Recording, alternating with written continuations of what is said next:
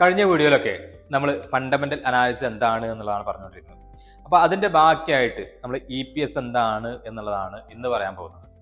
അപ്പോൾ EPS അല്ലെങ്കിൽ earning per share എന്നുള്ളത് എന്താണ് എന്നുള്ളത് നമുക്ക് നോക്കാം. അപ്പോൾ ഫണ്ടമെന്റൽ അനാലിസിസ് ചെയ്യുന്ന സമയത്താണ് നമ്മൾ സാധാരണ ചെയ്യാറുള്ളത് EPS ചെക്ക് ചെയ്യാറുള്ളത്. ഒരു കമ്പനി എത്ര ലാഭം ഓരോ ഓഹരിക്കും നൽകുന്നു എന്ന് കാണിക്കുന്ന ഒരു സാമ്പത്തിക മാനദണ്ഡമാണ് ശരിക്കും EPS എന്ന് പറയുന്നത്. കൂടിയ EPS എന്ന് പറയുന്നത് എന്താണ്? കൂടിയ ലാഭവിഹിതം തരുന്നു എന്നുള്ളതാണ് സത്യത്തിൽ എന്ത് ചെയ്യുന്നത്, ഇൻഡിക്കേറ്റ് ചെയ്യുന്നത്. അപ്പോൾ EPS അല്ലെങ്കിൽ ഏർണിംഗ് പെർ ഷെയർ എന്നാണ് എന്തിനു പറയാം, EPS പറയാം, ഏർണിംഗ് പെർ ഷെയർ എന്നാണ്. അപ്പോൾ നിങ്ങൾ സാധാരണ ഫണ്ടമെന്റൽ അനാലിസിസ് ചെയ്യുന്ന സമയത്ത് എന്തൊക്കെ അനലൈസ് ചെയ്യാറുണ്ട്, അല്ലെങ്കിൽ പിന്നെ ഏതൊക്കെ കാര്യങ്ങൾ നോക്കിയിട്ടാണ് നിങ്ങൾ ചെയ്യാറുള്ളത് എന്നുള്ളത് ഒന്ന് ആലോചിക്കുക. നിങ്ങൾ ആലോചിച്ച് നോക്കിയെന്ന് വിചാരിക്കുന്നുണ്ട്. കാരണം നമ്മൾ കുറേ പോയിന്റുകൾ നോട്ട് ചെയ്തിട്ടാണ് എന്ത് ചെയ്യുക, അല്ലെങ്കിൽ നോക്കിയിട്ടാണ് സാധാരണ ഫണ്ടമെന്റൽ അനാലിസിസ് ചെയ്യാറുള്ളത് എന്നറിയാം. ഇനി EPS കാണാനുള്ള ഫോർമുല എന്താണെന്ന് എന്ത് ചെയ്യാം നമുക്ക് നോക്കാം. EPS എന്ന് പറഞ്ഞാൽ ശരിക്കും എന്തായിരിക്കും, എന്താ വരിക, net profit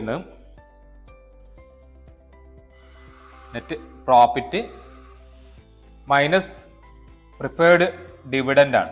okay, dividend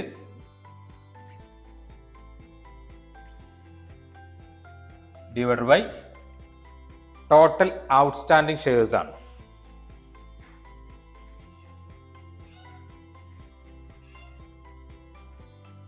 total outstanding shares ആണ് ശരിക്കും EPS എന്നുള്ളതുകൊണ്ട് ഉദ്ദേശിക്കുന്നത്. അപ്പോൾ EPS കാണാൻ net profit minus preferred dividend divide by total outstanding shares ആണ്. അപ്പോൾ എത്ര ഷെയർ ഉണ്ടോ ആ ഒരു ഷെയറിനെ നെറ്റ് പ്രോഫിറ്റിൽ നിന്ന് ഡിവിഡൻഡ് കുറച്ചിട്ട് ഉള്ള എമൗണ്ട് കൊണ്ട് ഡിവൈഡ് ചെയ്താൽ കിട്ടുന്നതാണ് EPS എന്ന് പറയുന്നത്. അപ്പോൾ കൂടിയ EPS ഉള്ളതാണ് നമ്മളിപ്പോൾ എന്ത് ചെയ്യാറുള്ളത്, നമ്മൾ പരിഗണിക്കാറുള്ളൂ. EPS എത്ര കണ്ട് കൂടുന്നോ അത്ര കണ്ട് ലാഭം കൂടുതലാണ്, അല്ലെങ്കിൽ ഒരു ഷെയറിൽ നിന്ന് കിട്ടുന്ന ലാഭം കൂടുതലാണ് എന്നുള്ളത് നമുക്ക് എന്ത് ചെയ്യാൻ പറ്റും, മനസ്സിലാക്കാനും പറ്റും. അപ്പോൾ നമുക്ക് ഇതൊന്ന് നോക്കിയാലോ, ഈ ഇക്വേഷൻ പ്രകാരം എങ്ങനെ ആയിരിക്കും എന്നുള്ളത് നോക്കിയാലോ. അപ്പോൾ ഒരു കമ്പനിയുടെ നെറ്റ് പ്രോഫിറ്റ് എന്ന് പറയുന്നത്, ഒരു കമ്പനിയുടെ നെറ്റ് പ്രോഫിറ്റ് എന്ന് പറയുന്നത് ഒരു 1 CR ആണെന്ന് കണക്കൂടാം.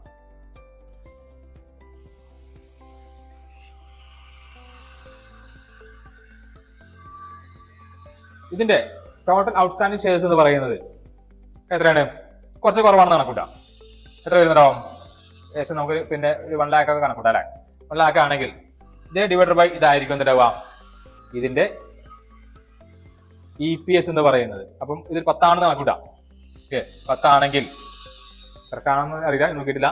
പക്ഷെ 10 ആണെങ്കിൽ 10 ആണ് EPS എന്ന് പറയുന്നത്. അല്ല, ഇത് കിട്ടിയിട്ട് നമുക്ക് 100 കിട്ടുകയാണെങ്കിൽ 100 ആണ് EPS എന്ന് പറയുന്നത്. അപ്പോൾ ഇങ്ങനെയാണ് സാധാരണ EPS കണക്കാക്കുന്ന വിധം എന്ന് പറയുന്നത്.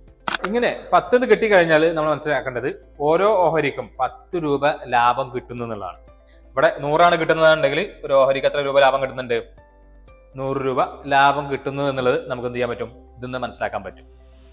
ഇനി EPS ഉപയോഗിച്ച് നമുക്ക് PE റേഷ്യോ കാണണം എന്നുണ്ടെങ്കിൽ EPS ഉണ്ടെങ്കിൽ PE റേഷ്യോ കണക്കാക്കാൻ പറ്റുള്ളൂ എന്നുള്ളതാണ്.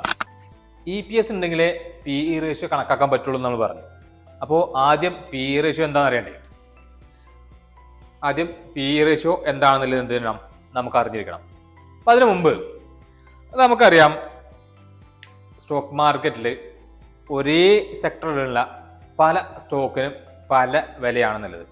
ഇപ്പോൾ ഓട്ടോമൊബൈൽ സെക്ടർ ആണെങ്കിൽ ടാറ്റ മോട്ടോഴ്സിന്റെ വിലയല്ല അശോക് ലൈലൻഡ് എന്ന് പറയുന്ന കമ്പനിക്ക്, ഇതിന്റെ അതേ വിലയല്ല ഏഷ്യൻ മോട്ടോഴ്സിന്, പലതിനും ഡിഫറൻറ്റ് വിലയാണ്. ഇപ്പോൾ മാരുതി സുസുക്കിന് അത് കൂടുതൽ വിലയാണ്.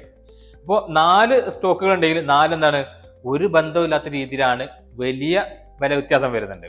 അപ്പൊ ഇതൊക്കെ നമുക്ക് വാങ്ങാൻ പറ്റുന്ന വിലയിലാണോ അല്ലേ എന്നുള്ളത് അറിയാനാണ് സത്യം പറഞ്ഞാൽ PE റേഷ്യോ ഉപയോഗിക്കാറുള്ളത്. ഒരു പ്രൊഡക്റ്റിന്റെ വില ആക്ച്വൽ വിലയിലാണോ, ഓവർ വാല്യൂഡ് ആണോ, അല്ലെങ്കിൽ അണ്ടർ വാല്യൂഡ് ആണോ എന്നുള്ളതൊക്കെ അറിയാൻ നമ്മൾ സാധാരണ ഉപയോഗിക്കുന്ന ഒരു മെട്രിക്സ് ആണ് PE റേഷ്യോ എന്ന് പറയുന്നത്.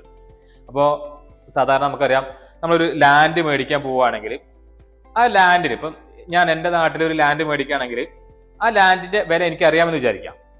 അങ്ങനെയാണെങ്കിൽ എന്തുണ്ട്, പിന്നെ ലാൻഡ് വിൽക്കാൻ പോകുന്ന ഒരാൾ പറയാണ് ആ ലാൻഡിന് സെന്റിന് 1 ലക്ഷം രൂപയാണ്. എനിക്കറിയാം അതിന് 1 ലക്ഷം രൂപയ്ക്കുള്ള വില കൊടുത്താൽ അത് മുതലാകുമോ ഇല്ല എന്നുള്ളത്. ഇനി ഞാൻ വേറൊരു അടുത്ത് പോയിട്ട് ഒരു ഭൂമി മേടിക്കുകയാണ്. അപ്പോൾ അവിടെ എന്തുണ്ട്, അവിടുത്തെ വില എനിക്കറിയില്ല, ആ ഭൂമിയുടെ വില എനിക്കറിയില്ല. ഞാൻ എന്ത് ചെയ്യുക, സാധാരണ ചെയ്യുന്ന കാര്യം എന്ന് പറഞ്ഞു കഴിഞ്ഞാൽ തൊട്ടപ്പുറത്ത് അല്ലെങ്കിൽ ഈ ഭൂമിയുടെ തൊട്ടപ്പുറത്തൊക്കെ നടന്ന ഒരു 4 5 അല്ലെങ്കിൽ അത് കൂടുതൽ പ്ലോട്ടിന്റെ ഒക്കെ ലാസ്റ്റ് നടന്ന വില നിലവാരം എടുക്കും. എന്നിട്ട് ഈ വിലയും ഇപ്പൊ ഇയാൾ പറഞ്ഞ വിലയും തമ്മിലുള്ള ഒരു അനുപാതം അല്ലെങ്കിൽ എത്ര മാറ്റേണ്ട അല്ലെങ്കിൽ എത്രയാണ് പറഞ്ഞതെന്ന് ചെക്ക് ചെയ്യും. എന്നിട്ട് എന്ത് ചെയ്യാനുള്ളൂ, ഒരു ഐഡിയ ഉണ്ടാക്കിയിട്ട് വിലയെ കുറിച്ച് ഇയാൾ സംസാരിക്കുള്ളൂ അല്ലെ. ഇതേപോലെ തന്നെയാണ് സ്റ്റോക്ക് മാർക്കറ്റിൽ നടക്കുന്നത്. നമുക്ക് വില കൂടുതലാണോ കുറവാണോ എന്ന് അറിയാൻ ഏറ്റവും നല്ലത് എന്താണ്, പി റേഷ്യോ ചെക്ക് ചെയ്താൽ മതി. ഒരു മാനദണ്ഡം മാത്രമാണ്, മറ്റുള്ള എന്ത് ചെയ്യണം, മറ്റൊന്നും കൂടെ പരിഗണിച്ച് മാത്രമേ ഇത് ചെയ്യാൻ പാടുള്ളൂ എന്നുള്ളതാണ്. ഇപ്പൊ ഇതുകൂടെ പറയാം, എന്റെ കയ്യിൽ 1 കിലോ അല്ലെങ്കിൽ 1 പവൻ ഗോൾഡ് ഉണ്ട് കണക്കൂട്ട. ഇപ്പോഴത്തെ മാർക്കറ്റ് റേറ്റ് എന്ന് പറയുന്നത് 57,000 ആണ്. ഞാനതിൽ 65,000-ന് വിൽക്കാന്നുണ്ടെങ്കിൽ നിങ്ങൾ എത്ര പേര് മേടിക്കും? ഒരുവിധ ആൾക്കാരൊന്നും മേടിക്കാൻ ചാൻസ് ഇല്ല. കാരണം എന്താണ്, എന്റെ കയ്യിരിക്കുന്ന ഗോൾഡ് മോശമായിട്ടല്ല, കാരണം അതിന് വില കൂടുതലാണെന്നുള്ളതാണ്. ഇതേപോലെ നമുക്ക് വില അറിഞ്ഞാൽ മാത്രമേ, ഒരു പ്രൊഡക്റ്റിന്റെ വില അറിഞ്ഞാൽ മാത്രമേ ചെയ്യാൻ പറ്റുള്ളൂ, അത് കൂടുതലാണോ കുറവാണോ എന്നുള്ളത് മനസ്സിലാക്കാൻ പറ്റുള്ളൂ. ഈ PE റേഷ്യോ എന്ന് പറയുന്നത് കറന്റ് പ്രൈസ്, അതായത് കറന്റ് മാർക്കറ്റ് പ്രൈസും EPS-ഉം തമ്മിലുള്ള അനുപാതമാണ് എന്ത്, PE റേഷ്യോ എന്ന് പറയുന്നത്. PE റേഷ്യോ പറഞ്ഞാൽ കറന്റ് മാർക്കറ്റ് പ്രൈസ്, ഏതെങ്കിലും സ്റ്റോക്കിന്റെ കറന്റ് മാർക്കറ്റ് പ്രൈസും EPS-ഉം തമ്മിലുള്ള അനുപാതമാണ്. അപ്പൊ കൂടിയ അനുപാതമാണെങ്കിൽ ഇതിന്റെ വില ഓൾറെഡി എന്തായിട്ടുണ്ടാവും, കയറിയിട്ടുണ്ടാകും എന്നുള്ളത് തന്നെയാണ്. വലിയ അനുപാതം, അപ്പം ഇത് 35-ലോ 50-ലൊക്കെ ആണെങ്കിൽ, ഒരു 50-ലൊക്കെ ആണ് കണക്കൂട്ടുക, അപ്പൊ അതിന്റെ വില എന്തായിട്ടുണ്ടാവും, ഓൾറെഡി കയറിയിട്ടുണ്ടാകും എന്നുള്ളതാണ് നമ്മൾ മനസ്സിലാക്കേണ്ടത്. ഇനി കുറഞ്ഞതാണെങ്കിലോ പല രീതിക്ക് വരാറുണ്ട്. വില കുറഞ്ഞ അല്ലെങ്കിൽ ഇത് തമ്മിലുള്ള അനുപാതം കുറയാറുണ്ട്, അതേപോലെ കൂടുതൽ വരാറുണ്ട്. പല സെക്ടറിനും അല്ലെങ്കിൽ പല ഇൻഡസ്ട്രിക്കും എന്തുണ്ടാവും, ഡിഫറെന്റ് PE റേഷ്യോ ആണ് സാധാരണ ഉണ്ടാവാറുള്ളത്. എല്ലാ സെക്ടറിനും ഒരേ PE റേഷ്യോ അല്ല ഉണ്ടാവാറുള്ളത്. നമ്മൾ സ്റ്റോക്ക് മേടിക്കുന്ന സമയത്ത് നമ്മൾ എന്ത് ചെയ്യണം, ഒരു പിയർ കമ്പാരിസൺ, സെയിം സെക്ടറിലുള്ള സ്റ്റോക്കുകൾ തമ്മിലുള്ള ഒരു കമ്പാരിസൺ ചെയ്യാറുണ്ട്. ഈ സമയത്ത് നമ്മൾ നോക്കേണ്ടതാണ് ആ സെക്ടറിലുള്ള സ്റ്റോക്കുകളുടെ PE എന്താണ് എന്നുള്ളത്, അല്ലെങ്കിൽ PE റേഷ്യോ എന്താണെന്നുള്ളത് നോക്കണം.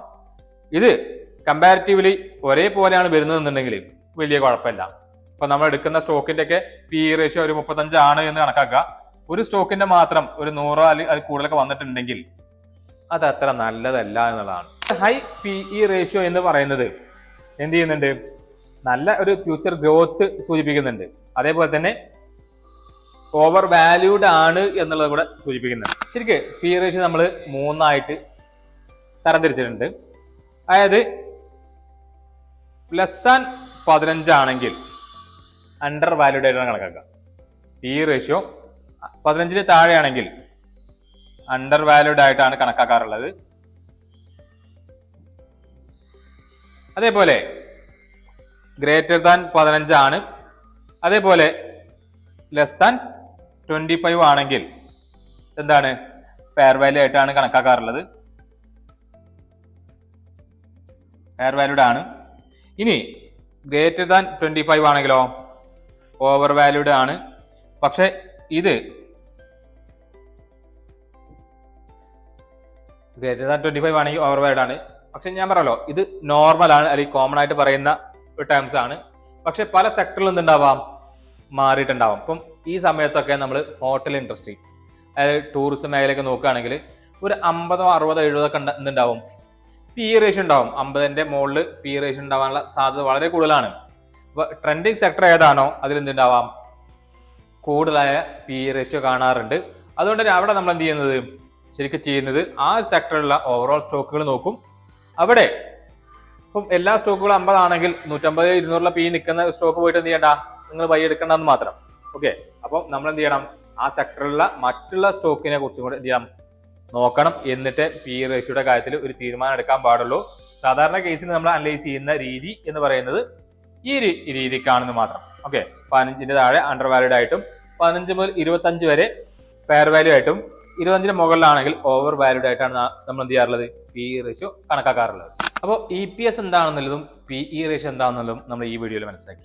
അപ്പോൾ അടുത്തൊരു വീഡിയോയിൽ നമുക്ക് ROC എന്താണ്, ROE എന്താണെന്നുള്ളതും കൂടെ മനസ്സിലാക്കാം.